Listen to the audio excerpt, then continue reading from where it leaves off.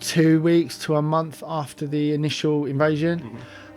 We'd gone out there quite sort of, I'd say a bit on edge, because we'd had 2 of our guys from our regiment, we thought initially killed, later on to find out that no, they'd been passed around, tortured, and then killed.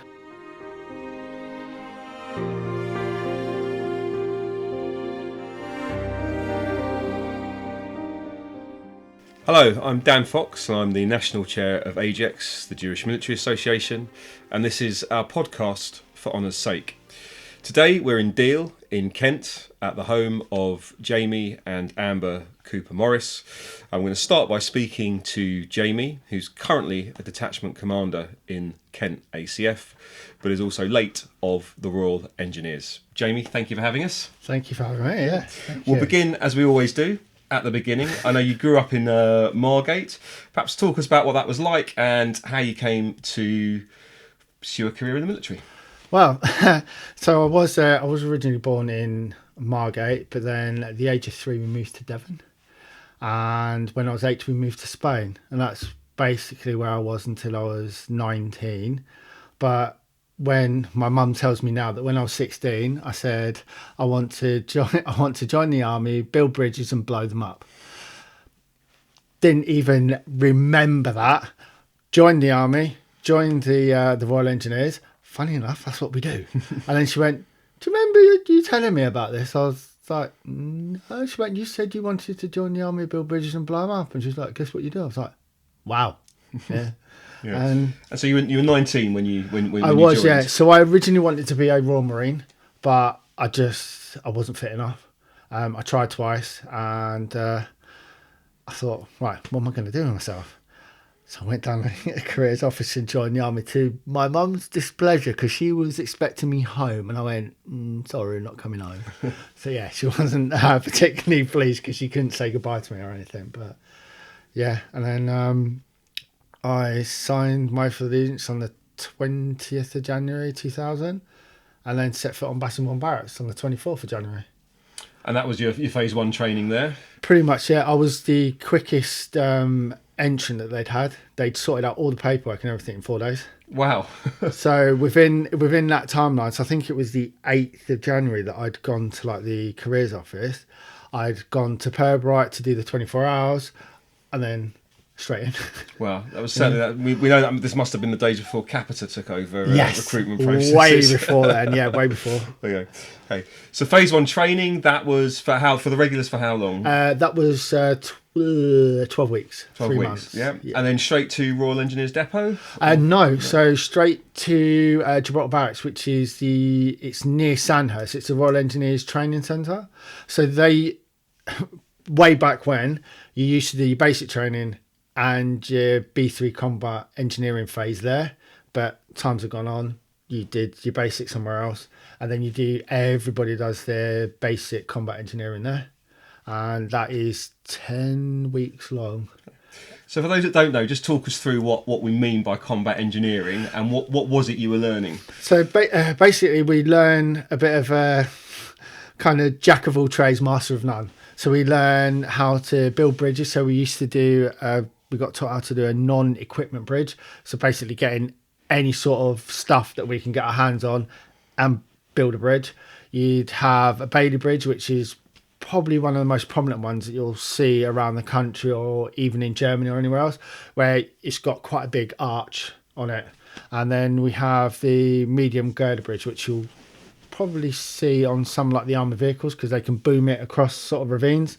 That was basically the ones that we did. And then we learned how to demine. So we'd learn sort of like the technique to find mines, mark them off, go around, create a safe area for the rest of the troops to go through. We got taught how to do water purification, sort of basic building type thing. It was just more sort of on those lines. Absolutely. Really. So, I mean, the motto of the Royal Engineers, if I remember correctly, is "You beak everywhere," and I think you also use first in, because I mean, what you've just described, you're always going to be ahead of the main operations, making sure that there is that space for combat and manoeuvre, basically. Yeah, basically, yeah. We just help literally the rest of the army to move, really. So if once the infantry had gone to their limit, that they couldn't go any further and they needed like assistance to go further, then that would sort of be us. If there was anything bomb wise, most sort of army personnel get the basics of how to extract themselves from a minefield if they are to find themselves in there. Then they'd call us to go in, and it kind of, that's where you get the specialism of EOD. They literally their speciality is going in there, assessing what it is, getting rid of it, and then moving on. Okay, yeah. And indeed, it's a long-standing, it's a quite historic kind of military role. The privates, the first sort of non-rank, if you like, that you get is sapper, named after the sort of medieval trenches, the saps. So you get through that, you're now Sapper Morris, and ready to mobilise, deploy, get sent wherever. Yes. So I went from Gibraltar Barracks. So I was doing my commando training. I don't think I was in the right headspace for it. So I was just like, I really don't want to do this. And then I went to EOD, and honestly, I literally wasn't there a week, and they're like, yeah, you're going to deploy to Kenya. I was like, okay, all right. So went to Kenya, and then whilst we were having sort of like our decompression down in Lake Naivasha, the OC went, yeah, you're going to go out and do an exercise in Canada with 2-1 2-1 Engineer Squadron. I was like, okay. And then did 3 months with them, which is absolutely amazing out in Canada. And then literally came back got off the plane, and my corporal was like, yeah, you're going to go out to Macedonia. I was like, great, okay. Wow. So that was the first. So you get your EOD, explosive ordnance disposable qualification. I didn't know. Oh no. Oh, you were just this was later date. Right. Absolutely. You were just so mid training for that. They send you out, but still in an EOD role. So no. So I got in there, and it's basically you get put on a course as and when you can. Right. I'd literally done probably about a year going on tour, not even spent a month there, because every time I got back, they were like, oh yeah, you're deploying here, so go on some leave. I barely spent a month at the regiment. And then I think it was after the year that I ended up going on I did my bombs course, and then I did my search course as well. Okay. So Kenya and Canada, essentially big exercises, more training. I forget the name, whether the Kenyan area that we have out there is... well, we start off up at Nanyuki Showground, and then everybody knows it as Archer's Roast. Yeah. So EOD go out there every year, because all like the infantry and any armoured personnel go out there, and they fire off loads of ammunition and stuff, and it's the EOD's role to go out there and essentially clear that training area to make it safe. Yeah. And that's essentially what we do. Yeah. And then Canada would have been Battus, the huge army training area that we have out there. Absolutely amazing. Yeah, I bet. And straight out of that, then you have your first operational deployment to Macedonia, former Yugoslav Republic. Yeah.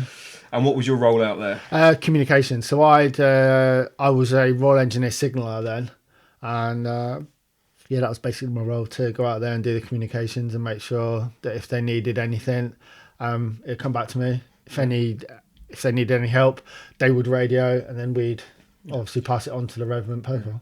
And this was in support of the NATO peacekeeping mission, or other roles? The operation was called Task Force Harvest. So essentially, the mission was within the time period to to confiscate 3,000 arms, and we essentially did that. But unfortunately, during that period in time was 9/11 happened. So the Americans out there, when we were there, they went absolutely ballistic. I bet, and I guess many of them were sort of taken out and deployed back, or did they stay? To be honest, I don't know. They had a base there, and as soon as that happened, they literally went into absolute lockdown.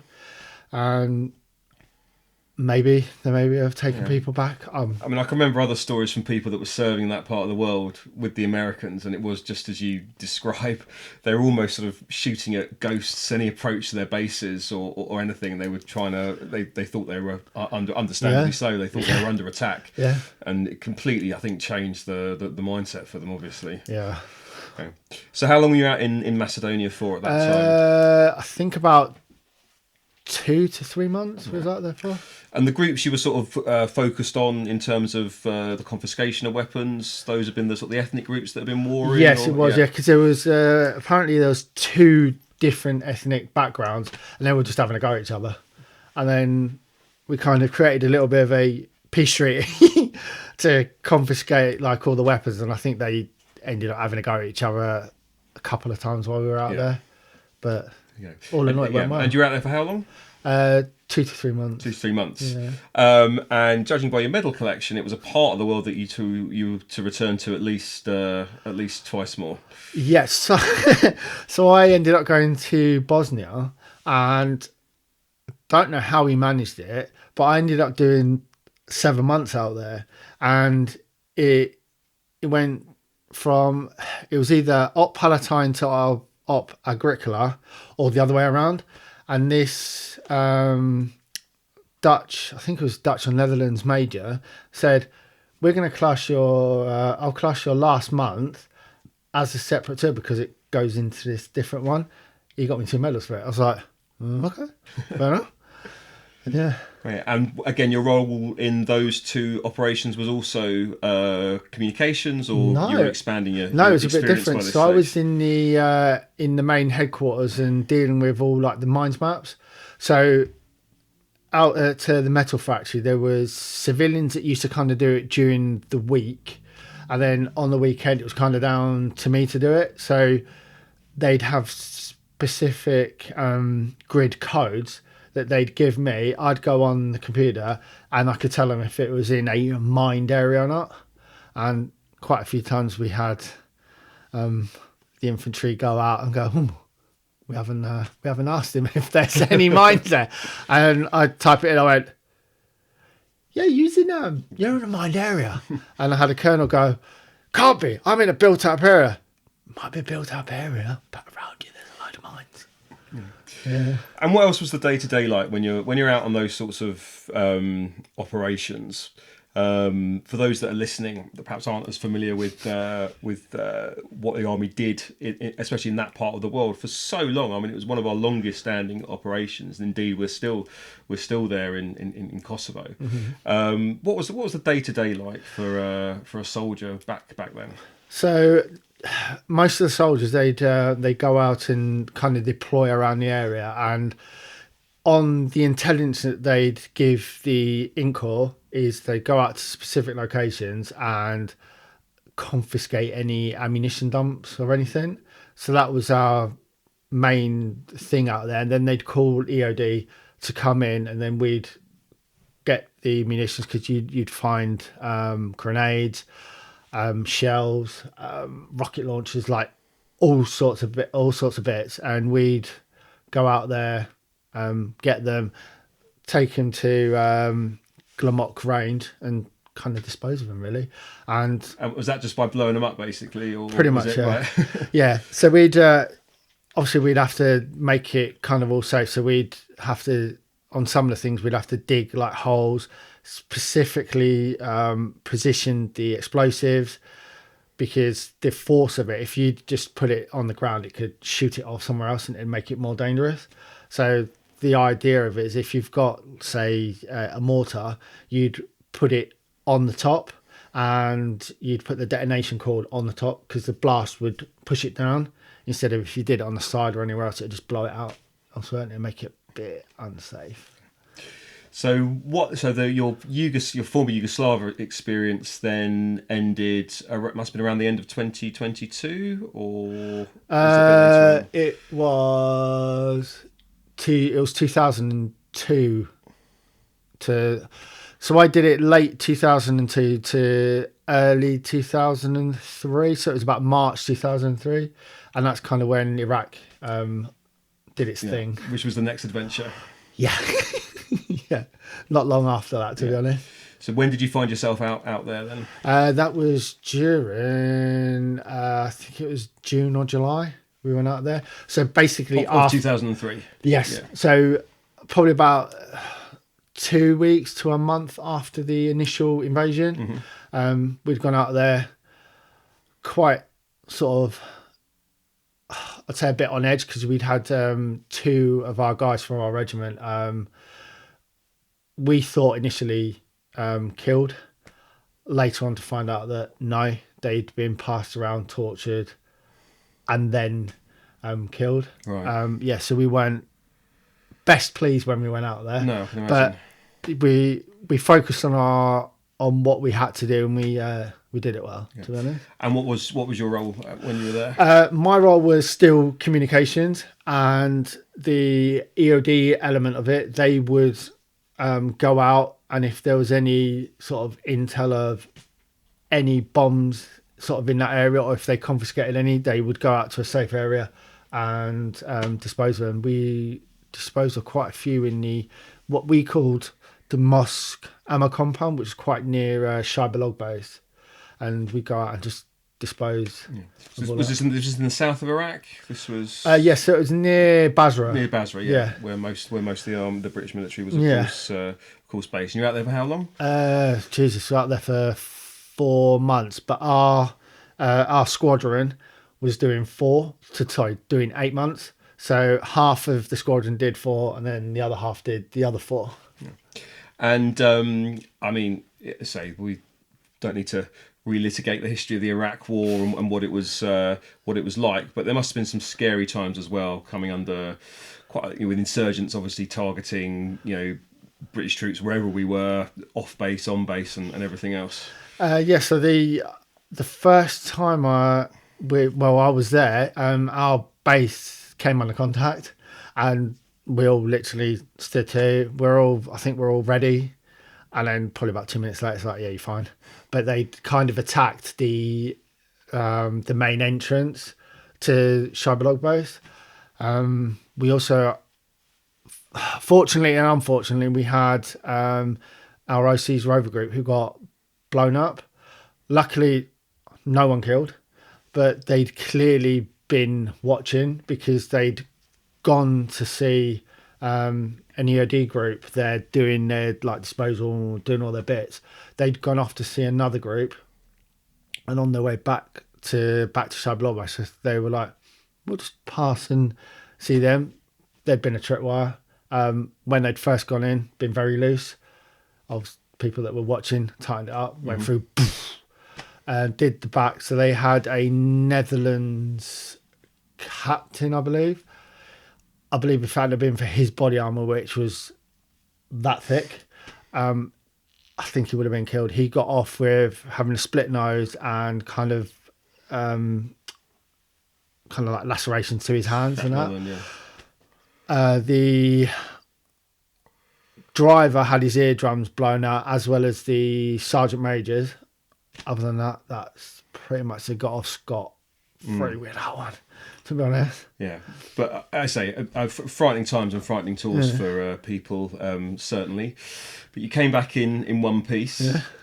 That would have been then towards the end of 2003, beginning of 2004. Yeah, my squadron would have finished probably about early 2004. Yeah, and did you find yourselves having to? Because I know a lot of the units were almost on a not quite permanent rotation, but quick turnaround. Did you find yourself having to go out again? Or to be fair, not as quick, but I'd as soon as we'd gotten back, I don't know what I think I might have been doing I went out to America for a bit of a big, huge commando exercise, and I managed to get myself on it somehow, and did that. And then early 2005, that's when I got posted to Germany.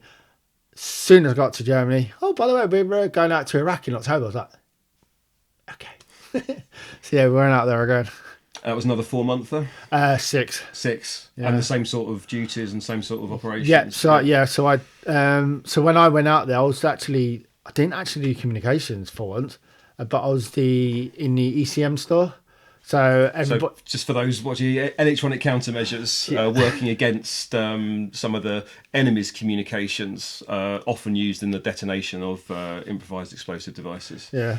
So it was my job to issue it out. So if whatever they needed, they'd tell us. We'd dish it out, make sure that they had enough batteries, etc. Absolutely. So vital, life-saving work. And it worked. Yeah. Because when I did my search course, they actually used it, and their devices that they had to simulate it. As soon as they were out of the bubble, it went off. So it works. Yeah. It definitely worked. So that was just one again. So that was October 2005. You were saying while you were based out of Germany. I mean, you would have returned again, sort of the starting point of 2006, and that was straight back to Germany again. Yes, because that was my base, and then. And where was that based in Germany? In Hona near Bergen-Belsen. Yeah. And this was the time when you were, if I'm correct, beginning to reconnect with your Jewish roots because of the closeness, the vicinity, and the experience of visiting Belsen and maybe some other camps, or just Belsen? So essentially, my mum, this is going to get really weird. So when I was out there, she knew that I was near a concentration camp. She literally turned around to me one day. Oh, by the way, you know your family is Jewish. I went, say what? And she went, yeah, we're on her side, Jewish. And I was like, really? She'd never spoken about it before. No. So this is the thing. Her dad and his siblings would never talk about it. To this day, we have no idea why.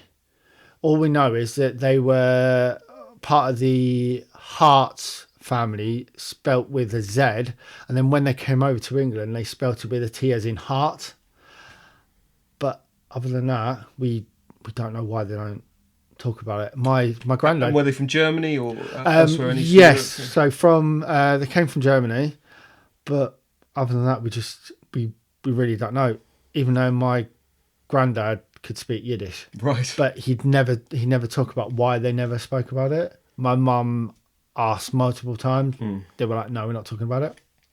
So don't know. Yeah. So then that's when I decided that I didn't want the army to dictate what religion I was, because they asked me what religion I was when I first joined. I was like, oh, no. So they made me CV in. I was like, no, I felt I wanted to follow that route.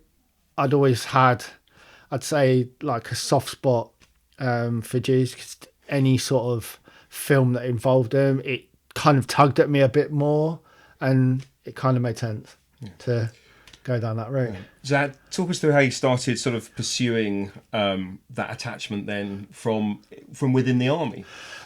Basically, I had to speak to the chaplain and just say, this is my intentions. I think I had to write a letter to him, and that's kind of how the ball ran. And then was that Reuben Livingston at the time? This was actually like a C of E chaplain. Oh, you're right, the Christian chaplain. Yeah, and then they changed it on my records, and then it was actually Martin Newman that got in touch, and that's kind of how it. Yeah, so that's Colonel Martin Newman, who was chair of the Armed Forces Jewish Community at the time, possibly chair of the Jewish Committee for His Majesty's Forces, Her Majesty's it was then as well, which are the two bodies that oversee the welfare, the administration, the representation of serving Jewish personnel. And so you came very much into that community. Yeah. It is, in my experience, I think yours as well, possibly a very solid Jewish community. Yeah. And you began pursuing conversion through them, or was that through other means? Because my mum was Jewish. They went, nope, we're considering you Jewish. Right. They did a bar mitzvah for me.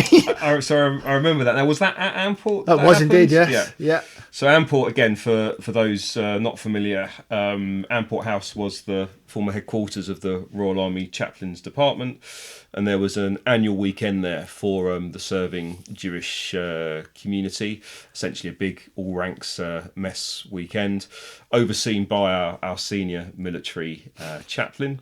And I remember it well, and we essentially at the Saturday morning service, you were bar mitzvahed.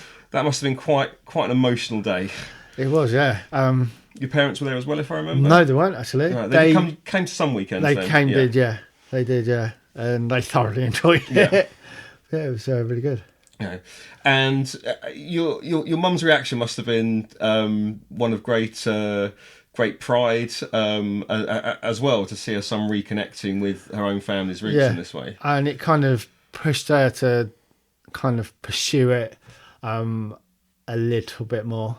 So yeah, she's quite sort of into it. She, bless her heart, she did lose her way a little bit when her big brother sort of died. She kind of lost, I think I say she lost the way a little bit, but we kind of this year she started lighting the candles on the Friday now. The Shabbat candle, yeah. Yeah. So I'm hoping she's continuing it, because she absolutely adores like the Jewish faith and that. And even my dad, he's not Jewish, but he'll even put his yarmulke on the Friday. I remember the photos from your wedding of him, and yeah. But yeah, so I'm hoping my mum keeps it up. And, and talk me through a little bit how you're sort of passing it on now to Ella Louise, your 3-year-old daughter. But now also too, fantastically, just this week, just literally last week, I think. This Monday, Harvey has now joined us as well. We're hoping that you're going to be able to bring him home from the hospital tonight. It must mean a lot as well to be able to pass on both your military tradition and your Jewish tradition to them too. Yeah, it's basically it's all down to Amber, really. She wanted to convert. I said, I do not care what religion you are, because I love you for you, and that's all that matters. And I was like, don't like convert because you think I want it. I was like, you do it for you.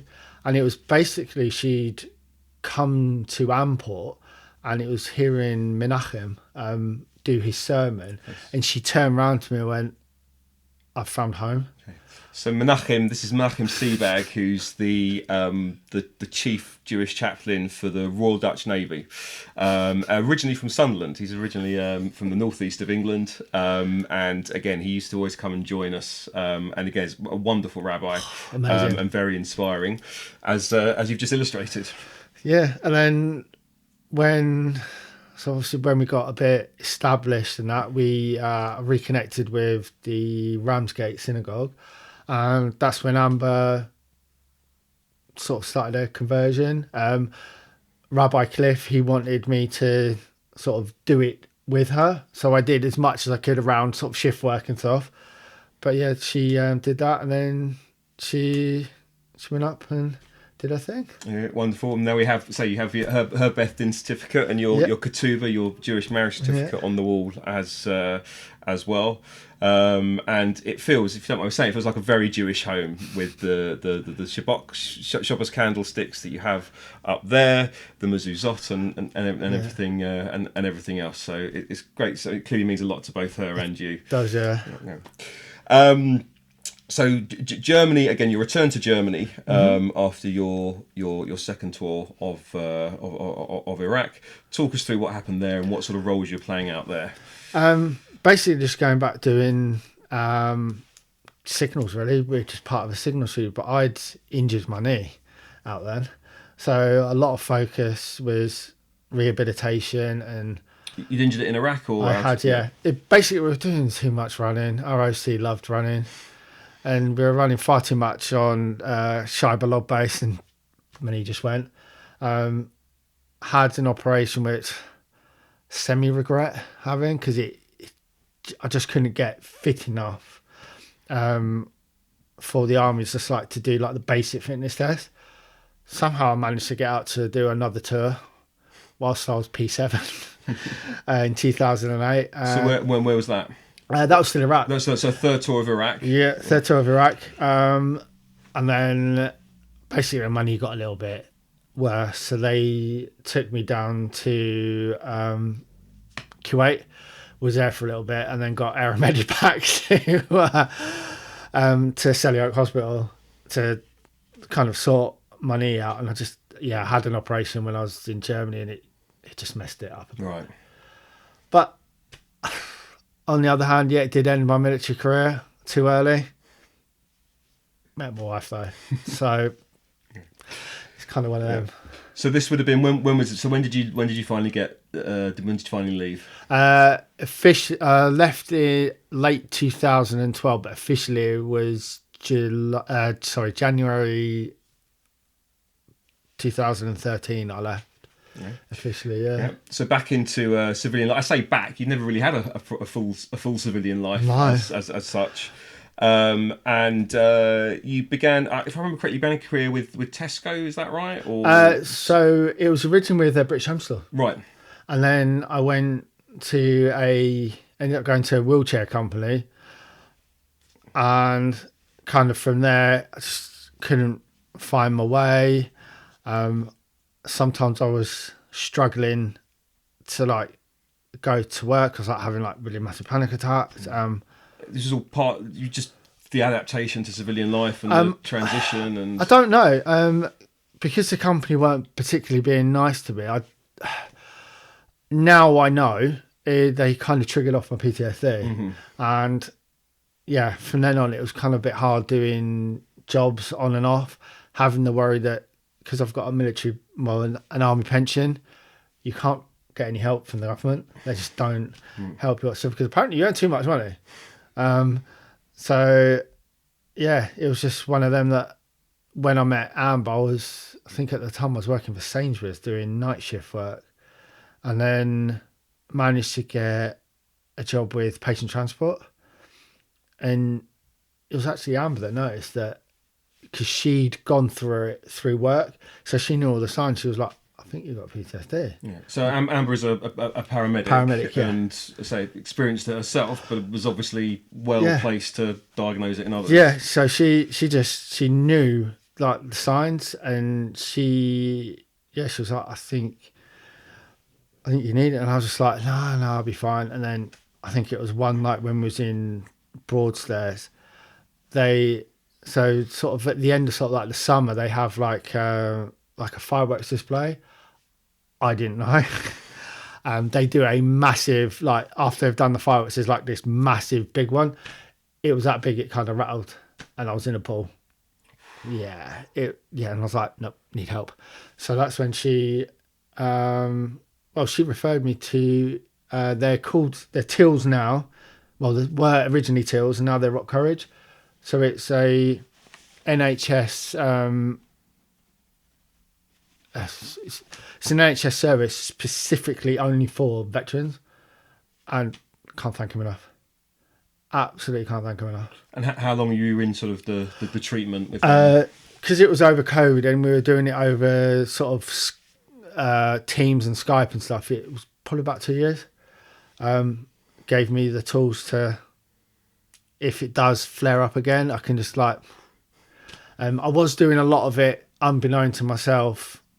I was helping myself, but yeah, I didn't know until they kind of said, well, were you taking yourself away from the situation? I was like, yeah, I was actually. I was taking myself away, calming down, and then kind of going back to it. Yeah. And again, it's something that doesn't ever really leave you. It shapes us all. Yeah.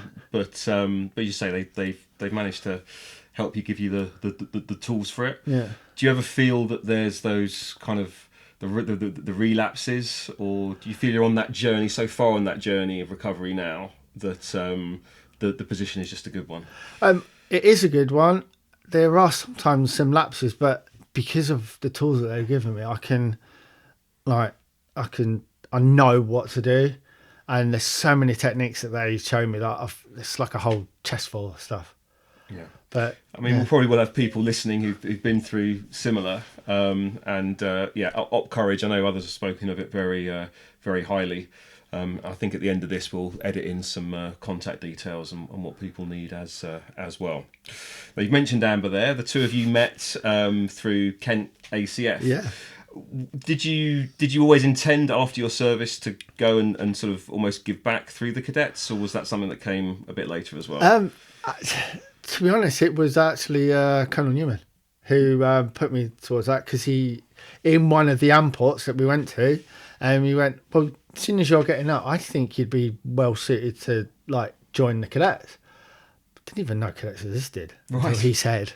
And from then on, I joined and I haven't looked back really. Yeah.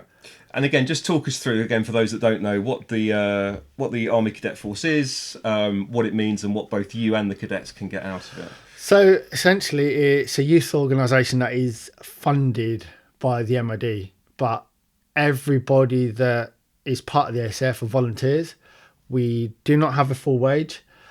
The money that we do get is to subsidise any kind of sort of lost earnings, and it's not horrendous. And I didn't even know when I first joined. I didn't know that we got even any sort of money towards it. I was just joining it because I wanted to get back. To be honest, yeah. To be honest, a lot of times I forget to claim. Sure. It's not in my mind to do it, and basically we have kids of every single walk of life. Kids that have had an extremely rough background, to being in foster care, to even being in sort of privileged homes, and they just come in. You sometimes get the kid that says they know it all, and they soon learn that they don't. But that progression from the new cadet to when they leave, it's amazing. The total change. They can join, I think, when they're 12 and a half, and they go all the way through to 18, 19. So it's 18. It used to be, so it started off at 12, then it went to, you had to be 12 and in year 8, so you were more closer to 13. Now it's gone back to 12. But when you hit to 18, if you haven't kind of done your 4-star or master cadet, etc., you can stay as a staff cadet. And you just basically, you do your DBS, and then you stay on. I think you can stay on until I think you're 20 or 21. And of course, many become instructors, and adult instructors themselves. They do indeed, yeah. Because they've got so much out of it. Yeah. There you go.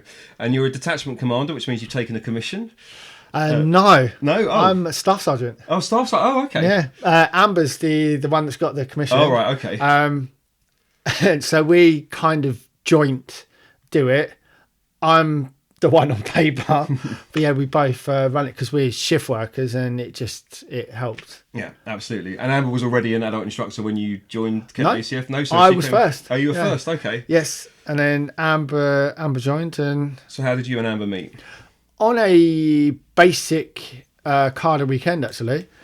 She'd come up, I think she was a PI at the time, and yeah, we just hit it off as like friends.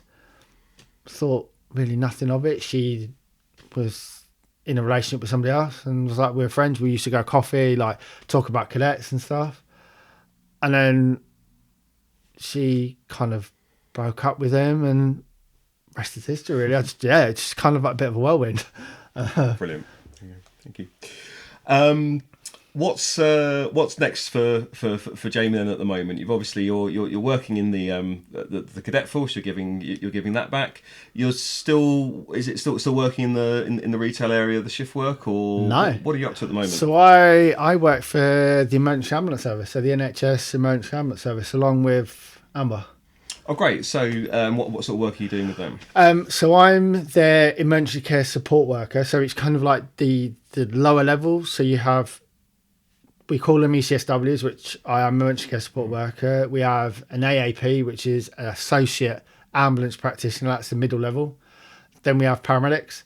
And then you can branch out. You can either be a critical care paramedic or a paramedic practitioner. So the critical care side is trauma based. So if there's any like RTCs, any sort of major thing, they'll deal with it. The paramedic practitioner side is they are essentially more leaning towards the doctor side.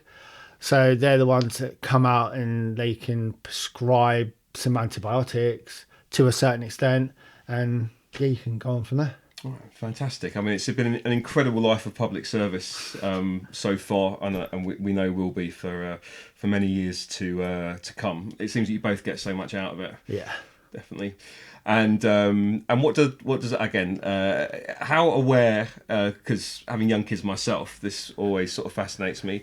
How aware is Ella of the work that you've done, both in the army and the work that you two both do now as well? How much do you think the children of servicemen and women understand about what we do and what we've done?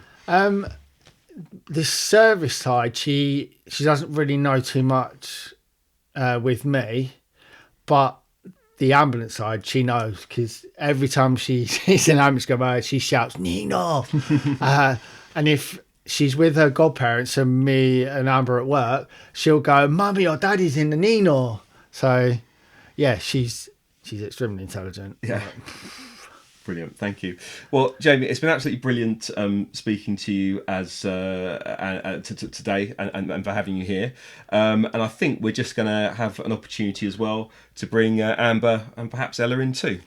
So we're joined now by Amber and also by the brilliant Ella and her dinosaur. Rah. No, I didn't know you were into dinosaurs, but to thank you for having us here today. When I get home, I'm going to make sure that we send you a dinosaur to say thank you. How about that? What kind you said before? Do you like pterodactyls? Yeah. Okay. So I'm going to find a pterodactyl to send to you. Okay. Say thank you. There we go. Now, Amber, you and Jamie met through the Army Cadet Force. Yeah. We are adult instructors. And you now also work together in the ambulance service. So again, an incredible contribution as a family to public service. When you and Jamie met, you began obviously to become more and more aware of his background in the military, also of his PTSD, and also of his attachment to Judaism as well.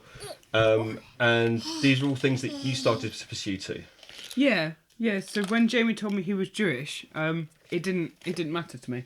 He then invited me to Amport. I think the first year I went, we'd only just been together a few months, hadn't we? I remember you coming, definitely. Yeah. And it was listening to, I think it was the Saturday morning service that made me make up my own mind, where I said, actually, I want to look into this myself. And I remember saying to Jamie, like, how do I become Jewish? Like, I didn't really know how to phrase it.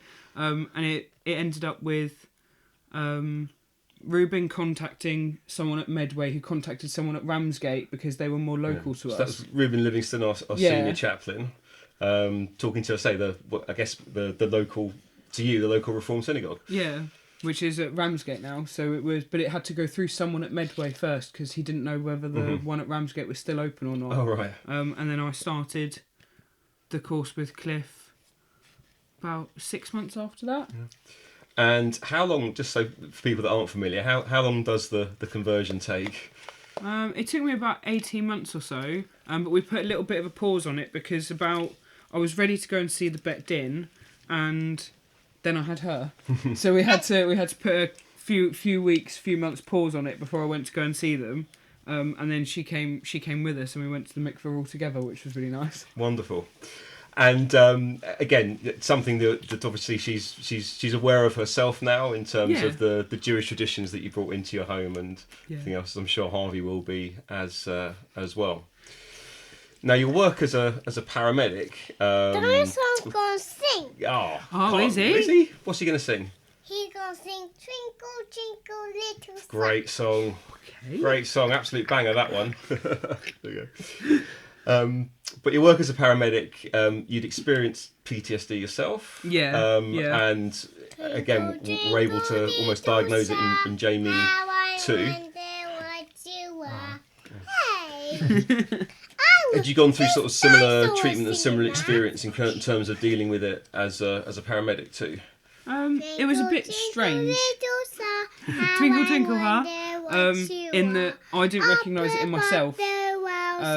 Someone else recognised it in me at work, and then we went through. For us, it was called the Wellbeing Hub, and they organised EMDR, which you saw me do my first 2 sessions. Yeah.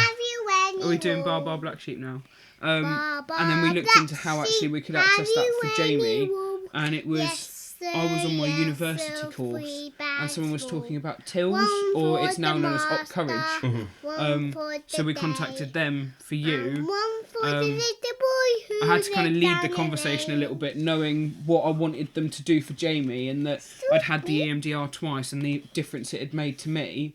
But we got it, and you had it, and like it's made a massive difference to both of us, like completely, but for two different reasons. Like the sources were two different places, but the treatment ultimately made huge differences. As I said before, we'll definitely put up the details of that at the end too. They're sure there'll be people listening who could benefit as well. And what had attracted you to, again, from your own side, into the Army Cadet Force? How did you become involved in that? I went to a military school as my secondary school. Oh, right. So the Duke of York's Royal Military School was where I spent my secondary school. So were you from a military family? Yeah, or? My dad was RAF and my mum was RAF. So we sort of did the move all the time and things like that, and they decided that actually it was a stable place to go to school, rather than move every 2 years. I think they'd done the maths and it was due to move like in the middle of GCSEs. Sure, yeah. So they said, fine, we'll go there, and then kind of learnt about, it was CCF there, but we had contact with the ACF, and you learnt that actually all of these adults were volunteers. Yeah. I'm right in thinking your sister's serving or had served as well? No, my sister went to the same school as me. Right. Yeah. And it kind of went from there, really. Great. And again, we were talking with Jamie before, but for you, what do you get out of the ACF itself, working with the cadets, and the sense of achievement you get from that? I like seeing them achieve things they never thought they would. Like, if it's as simple as they never thought that they'd be able to pass like one of their first little tests, then that's great. And if it's more complicated, like when we do the obstacle course, we've got the big A-frame, and some of them look at it from the bottom and I'll never get over that. And then they're looking at you face to face at the top, and then they've got to do the climb over it, and just watching their faces where they think I can't do that, and then by the end they have, is the best bit of it. Yeah, it must be incredible to see them progress from that what's really young when they can start at 12 all the way to young to 18. adults. Yeah, amazing stuff. I know from my own work from the cadets how much they get out of it, how important it can be. But even like when they share with us like their achievements at school, because the guys at the unit that we go to are comfortable enough with the staff there that they come in and they share their experiences and their achievements at school as well, and at home, and I did this week, and one of them's really into his skateboarding, and he'll come in and show us this new skateboard trick. I don't know how he does them, because that's what he's achieved that week, and they're comfortable to share everything. Fantastic. And talk us through your role in the ambulance service as well. Yeah, well brilliant. done. That's brilliant singing. There we go. That's all recorded now, so we'll be able to keep that, and you'll be able to, when Johnny and I send the recording, you'll be able to hear that. Yeah, it'll be brilliant. Yeah. Wow. There we go. Go. So let's just finish by hearing from you on your role in the ambulance service as well, and how your career's developing with that. Oh, I'm just a paramedic. Like that's pretty much all it is. I've got a new job in you're not just a paramedic. Education, which I don't really know what it's going to look like yet, because maternity leave at the minute. But it'll change shape. It'll change direction. But it's about more sort of teaching and guiding and helping people through their journey on their courses. Whoops. And that's kind of what it looks like for when I go back after maternity leave. But at the minute, it's just, Great. Well, look, thank you both for having us here today. Thank you for your service, current and former. To say thank you, I've got you a couple of things. This one's really for Harvey, first of all. Oh, look at that. Mini Sapper t-shirt. Hello. Baby might be a brother bit big has for a him t-shirt to match you. at the moment. Yeah. And I've also got you this. This is a World War II book that was issued to Jewish soldiers and sailors of readings from the Old Testament. It's actually based upon an American military book that was issued to Jewish soldiers and sailors during World War One, but that was reprinted by the Chief Rabbinate at the beginning of the war. This one's from 1940. Oh, thank you seems so like much. The most really appropriate for the journey that you've been on and everything you've both been through. Thank you so much. Thank Thank you. you. That's our pleasure. You didn't Thank you have very to do much. that. Thank you. Thank Absolute you. pleasure. Thank you. And with a pterodactyl to come. Yeah.